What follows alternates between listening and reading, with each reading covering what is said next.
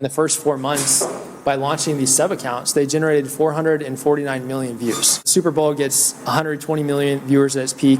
The World Cup gets 175 million viewers. And they're doing 100 million plus views per month from repurposed content. One YouTube video per week. Go in and create dozens of accounts across Instagram, Facebook, YouTube, TikTok, Snapchat, X, and distribute a massive amount more of his content that was already created. Hey, what's up, everybody? Welcome back to the None of Your Business podcast. And today we're going to have a deep dive for all of you who want to explore how to get even more exposure for your brand, your business, personal brand, business brand. You want to reach more people. You want to make an even bigger impact. And of course, if we can convert that attention into sales, we'll be able to help you to create the lifestyle that you deserve. Our guest today is Logan Forsyth from Media Scaling. And listen, I want to make sure I get this right. These are big numbers. He and his team have helped generate over 5 billion, that's billion with a B, views. And they have helped their clients amass over 24 million followers. If that is not enough to get your attention, well, there's all kinds of other podcasts that you can switch to that will help you to find out how you can grow broccoli in your garden or maybe help you to be a better wife or a father. But if you want to dominate social media, you need to pay attention over these next several minutes. Logan, welcome to the None of Your Business podcast. Thanks for having me on. It's a pleasure to be here. So I got to start with, when we say 5 billion views, 24 million followers, that's impressive. Like, holy smokes, that's absolutely incredible. Thank you. What happens is people, one, are like, oh, well, you must have hacked the system. You know some secrets, and we'll dive into what do you know. Two, some people are like, well, that's probably because, look, well, congratulations, you managed Lady Gaga's account, and so that accounts for like all of the views and the followers. But in reality, what I have learned interviewing our guests here is that road to success is an arduous and tortuous road. I'd love to learn, how did you get into this and how do you stumble into the success that you have found with your company? Yeah, absolutely. So I've been in the digital marketing and social media marketing space for 10 years now.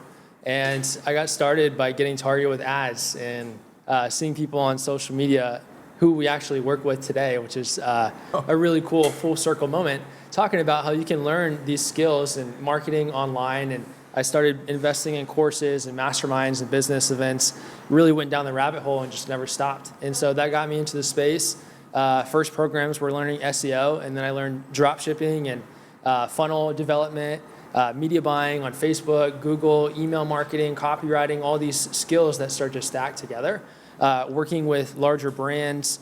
And then a little over 2 years ago, my closest friend who I grew up with was staying at my house, and he was working internally with someone named Iman Ghazi, who has now collectively 12, 13 million plus followers across platforms.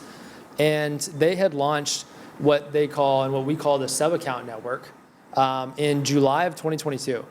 And he casually told me that in the first 4 months, by launching these sub accounts, they generated 449 million views in the first 4 months. And I was shocked. I couldn't believe it. You know, the Super Bowl gets 120 million viewers at its peak. The World Cup gets 175 million viewers. And they're doing 100 million plus views per month from repurposed content. Iman was filming one YouTube video per week. And then the whole team was able to go in and create dozens of accounts across Instagram, Facebook, YouTube, TikTok, Snapchat, X, and distribute a massive amount more of his content that was already created. And in the first year, his YouTube channel grew from 340,000 subscribers, which is the size of when this full sub-account network was launched, to 3.5 million subscribers. Now, I haven't checked in a little bit, but I believe he's over 6 million subs in the first 2.5 years of doing this.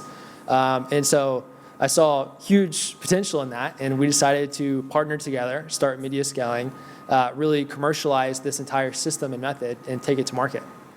Tell us then, what is behind this sub-account methodology? What is driving it? It would appear, listening to you, that, so I'll just have all these sub-accounts and I'll take my content, and now rather than it being just on my account, it's going to be on 1,000 other accounts, and that somehow is magically going to catapult me into internet stardom.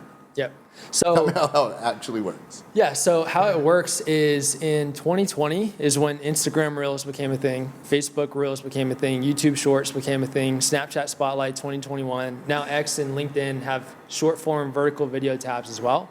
So in 2020, all the platforms did a big shift to short form vertical video content.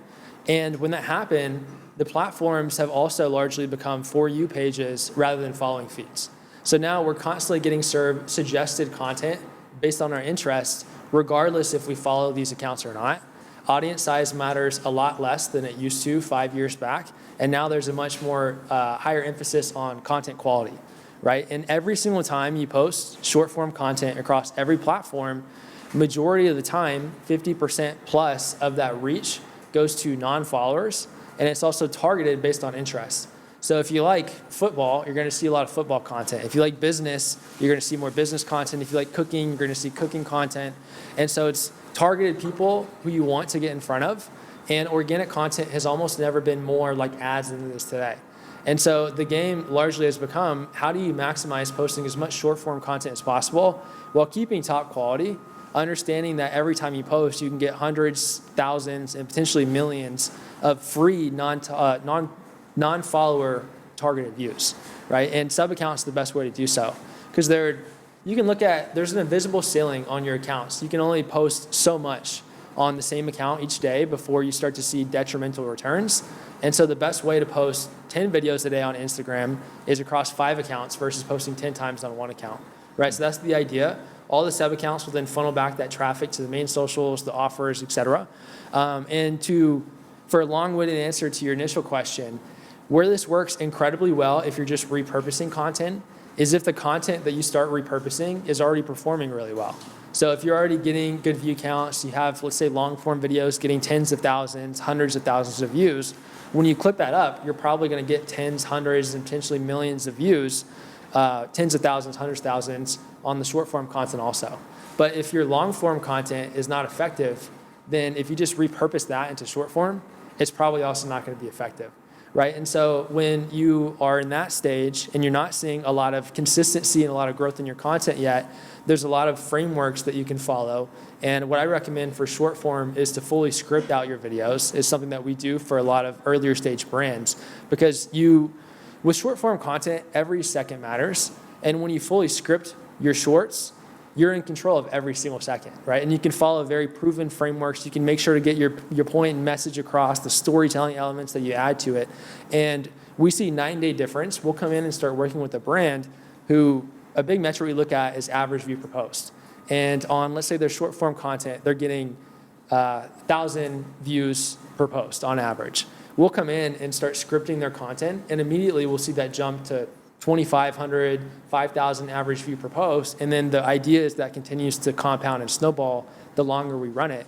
And then where we're seeing all of this translate to leads and sales quickly for businesses also is by tying in CTAs, calls to action, towards the end of the videos. If your video is very value driven and tactical and people feel like they can learn from it and go apply what they learned right away, then you've basically earned the right to include a CTA at the end of that video. On Instagram and Facebook, using ManyChat is just crushing. It works so well. And that's where you say, comment the word below and I'll DM you this thing. And it automates through DMs for you. On other platforms like YouTube, TikTok, LinkedIn, et cetera, you can still have tracking links that you show on screen that people go to. And if they really resonate with the video, they're going to go and search that link. And so all that is the full ecosystem of how we tie it together. Just to keep us tracking, is this what you refer to as the content flywheel, or is that different? Yeah, it's a full flywheel. So the flywheel starts long form content. Then I'm going to take that, break that down into short form. But you also said sometimes I'm going to make short form in and of itself direct using scripted content. Is that correct? Yeah, so if we are primarily repurposing long form to short form, what I want to see to give me a lot of confidence that the short form content is going to really crank and scale quickly is at least tens of thousands of average view per long form video. Every time we work with a brand and their long form videos are getting tens of thousands, hundreds of thousands of views, we'll come in and I'm not exaggerating when I say within the first couple months, we're generating usually tens of millions of views per month for them, sometimes over 100 million views per month.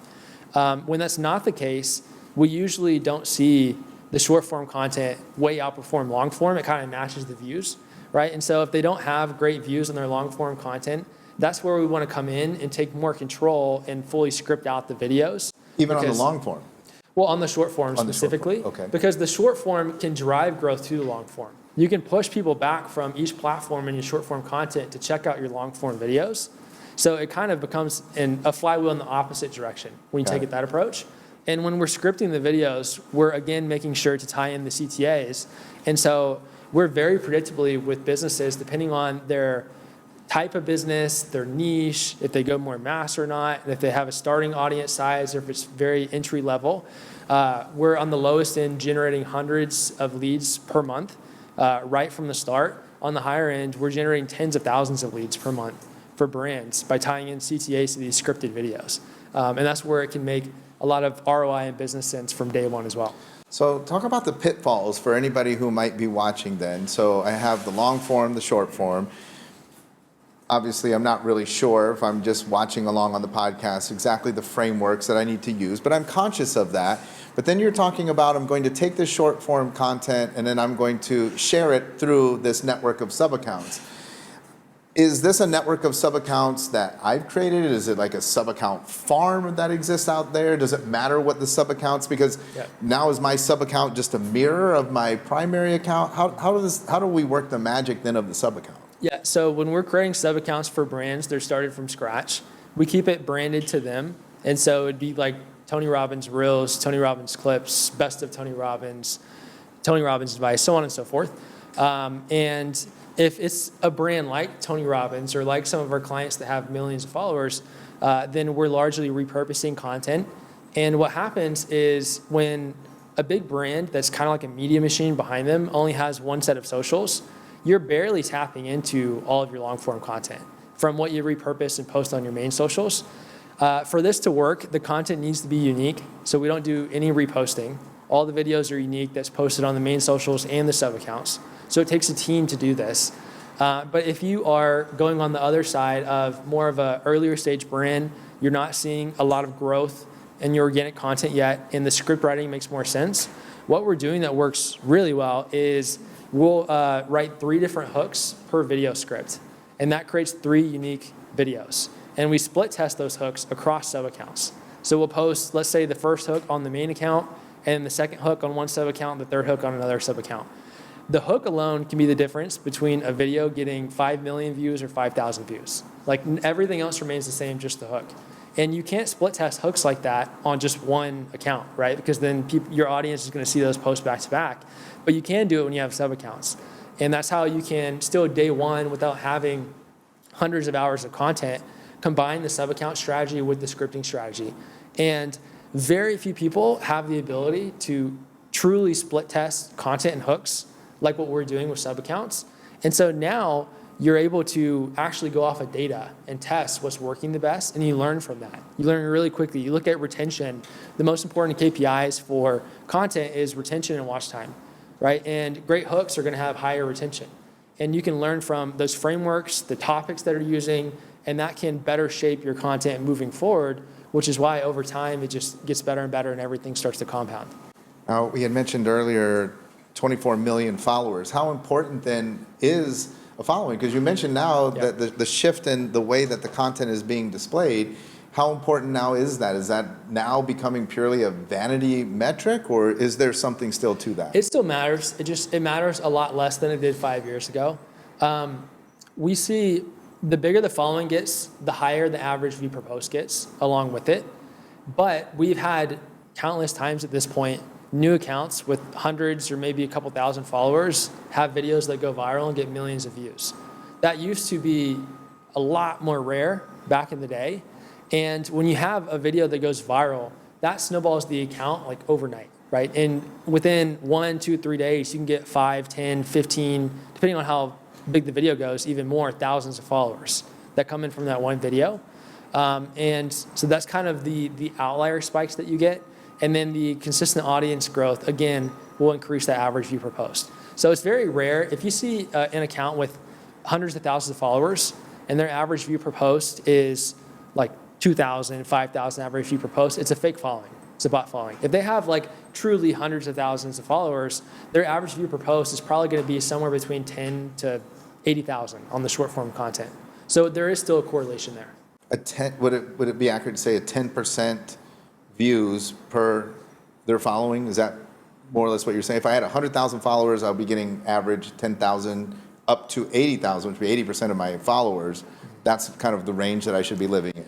Give or take, there's a lot of variables, and some accounts like far outpace that, other accounts are undershooting it. I'd say that's like a good kind of average to put it at.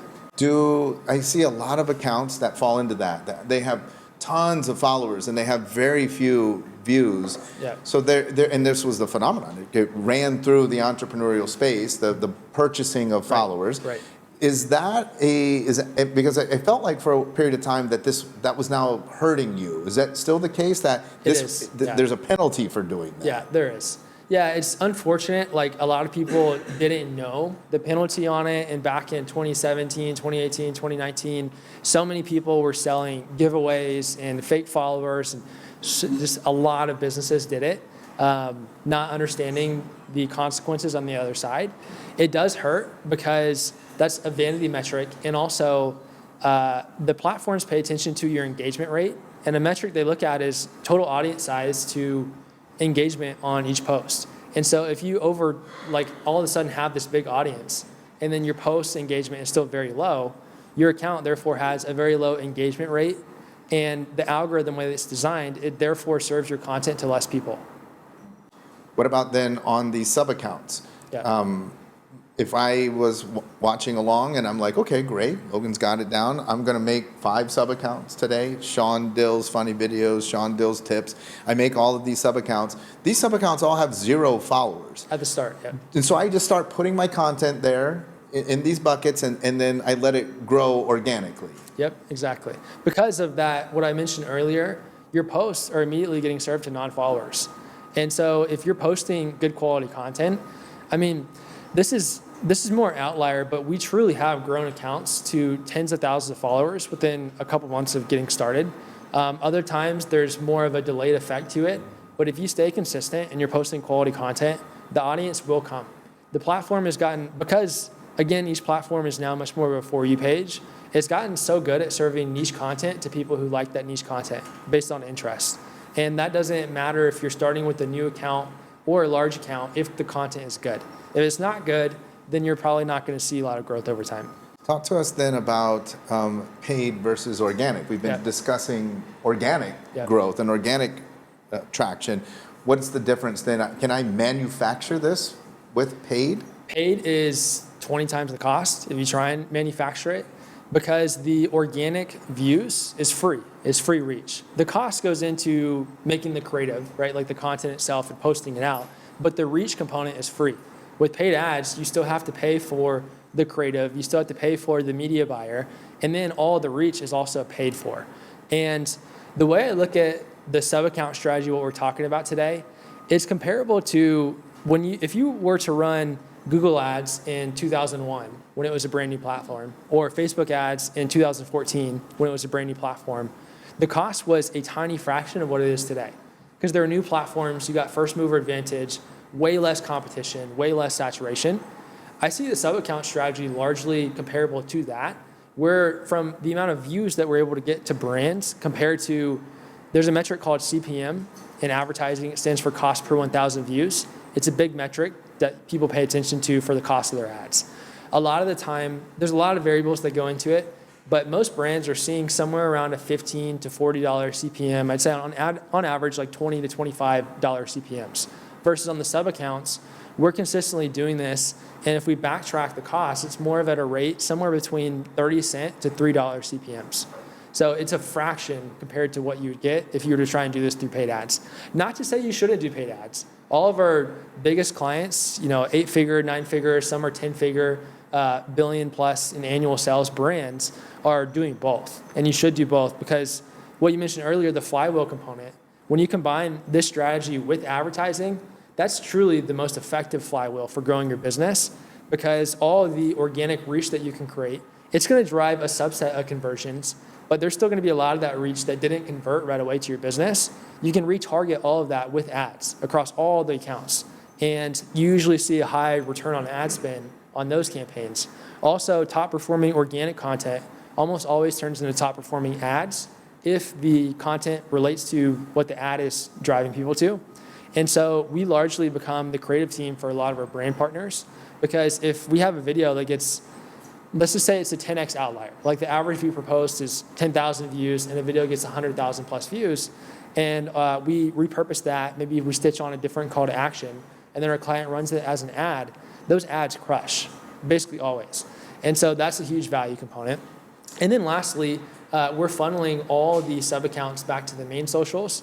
So you're building your brand, you're massively growing your top of funnel awareness. We'll take brands all day from hundreds of thousands or low millions of views monthly to getting 10 million, 50 million, 100 million plus views per month across all the sub-accounts. That's because the sub-accounts driving the traffic, all of the sub-accounts are kind of pointing back to the parent. Yep, exactly. Got it, okay. I've found a lot of people who I ended up following from either third-party pages or sub-accounts that posted their content. And then if I like the content, I'll go to their main account and I'll check them out. And if I like them, I'll follow them. And so that's what happens a lot of the time. People, there's a much lower view to follower rate on sub-accounts than there is on the main accounts. But a lot of people, if they like the person in the sub-account, will go to their main account and follow. Makes a lot of sense. In your company, in media scaling, you talked about then sometimes on the creative side, you guys help out there. Yeah. How important is the creative? Because one, standalone question, how important is it? But two, so many people are resistant to the creative, especially in the realm of a small business, an entrepreneur. I don't want to put myself out there. There's this new phenomenon of the faceless accounts. How important is the creative and for us to step into that as far as being able to work with someone like yourself? The creative's everything. Going back to what I mentioned, it's much more of an emphasis on content quality than audience. And if you don't have good quality content, it's not going to get served to more and more people. You are not going to win as a brand if you don't have personality and you don't have some type of face or faces as part of your brand.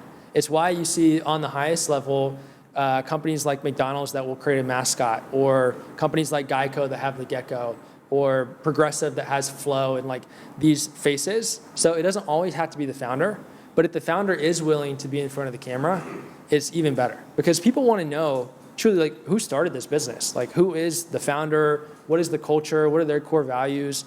And they build a much stronger connection because of that. And so I always recommend the founder to be the face. If not, you can hire UGC creators, or maybe a lot of the time businesses will have team members who are willing to get in front of the camera, whatever the case. And then it goes back to, we can fully script out those videos. We have dozens of proven frameworks that we've learned from generating billions of views. And it creates a lot more predictability as part of the process. And when you fully script, what we're usually doing is 30 scripts a month. Every script has 3 hooks. So that turns into 90 unique videos. And if you're using a teleprompter for that, you can knock that out in an hour and a half to 2 hours of filming per month.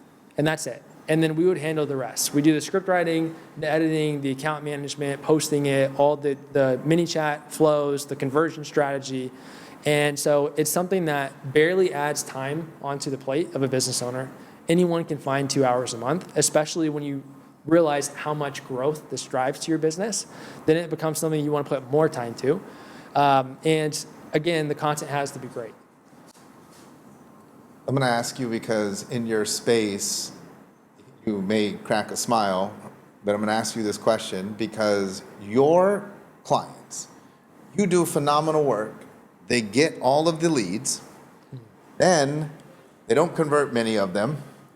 Then they say, Logan, the leads suck. They want to blame it on you. And you say, but no, it's because you're not converting the leads. Help us out here, because this impacts you, because they're like blaming you for the quality of the lead. You're like, listen, I have my system and it's fantastic.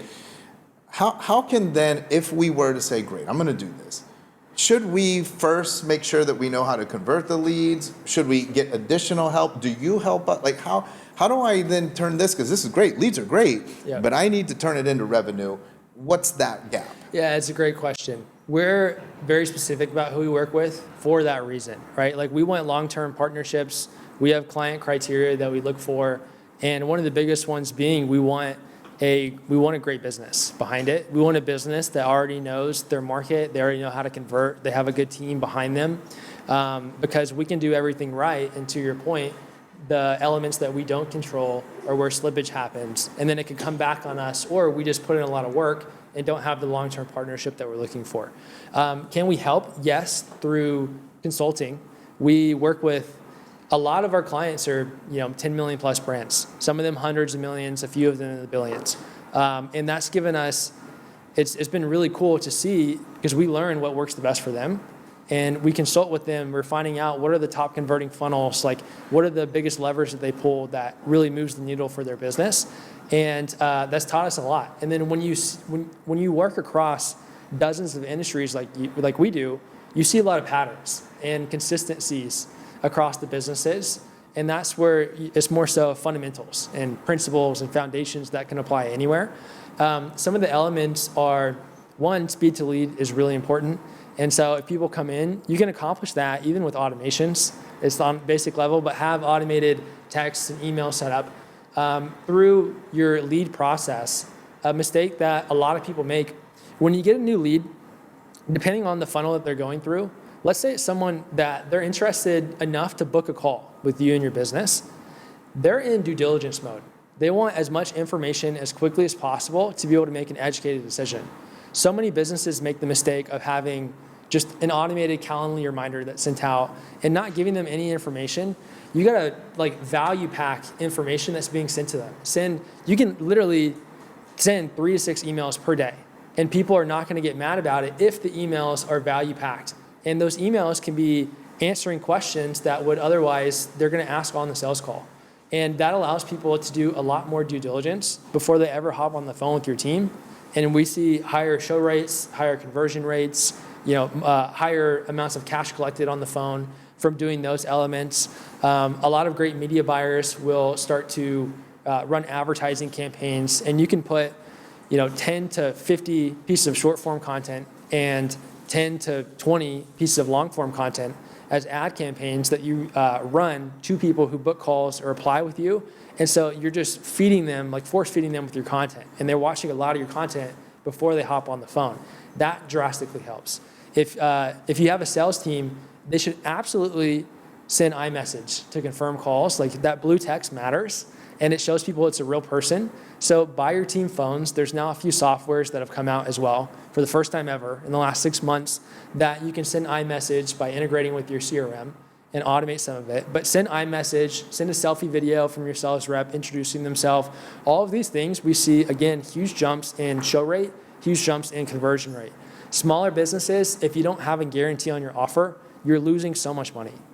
I've seen so many businesses go from making tens of thousands per month to 100,000 plus per month very quickly by changing nothing else except improving their offer and adding a no-brainer guarantee, because it removes so much risk on the buyer perspective and gives them a lot more confidence, right? And so there's all these quick levers and small things that you can pull. The confirmation page, if someone books a call with you or they come in as a new lead, feed that confirmation page with a lot of proof, testimonials, include FAQ videos and text going over the most common questions and objections that people get. On top of that being sequenced inside of your email automations.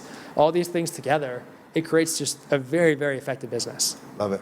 You've mentioned 7, 8, and 9-figure businesses. I want to make sure that we're speaking to an audience of people that might be in 6 figures, trying to get to 7, or maybe they're at 7, trying to get to 8. Yeah. I don't want to scare off anybody and think that, Logan's only if you're $1 billion multinational brand. Give us an idea, at what point should somebody decide I need to bring in Logan and his team? Yeah. If businesses, we have a coaching program that we offer for businesses doing 10,000 plus per month. We can very quickly pull some levers give them the systems to really systemize their content creation, frameworks to follow, coming up with the best content strategy. You can very scrappily build a team because it takes a lot of time from the business if you're editing your own content and posting your own content. You should not do that if you are making 10,000 plus per month in your business because it's easy and cheap to outsource when you have the right systems. So that's what we show people how to do there. And then for a done-for-you service, one of the criteria is they have to be at minimum $1 million plus, usually 3 million plus businesses. We just found them to be the best fit to very quickly capitalize on what we produce. Otherwise, a lot of the time, the spend, the effort on both sides, just it doesn't fully click, and a lot of the elements we just spoke on are not built into the business yet, and so they're not going to be as successful versus someone who does. But everything that we just talked about, if you're in the six-figure range, implement those things, and you're going to grow very quickly. As long as you also have a great offer, like fulfillment needs to be good on the back end. You can't polish a turd. You can't sell a shitty product. Your stuff needs to be good. But if people are getting value from the thing that you sell, and then you implement a lot of those factors we just talked about, your business will grow pretty quick. Love it.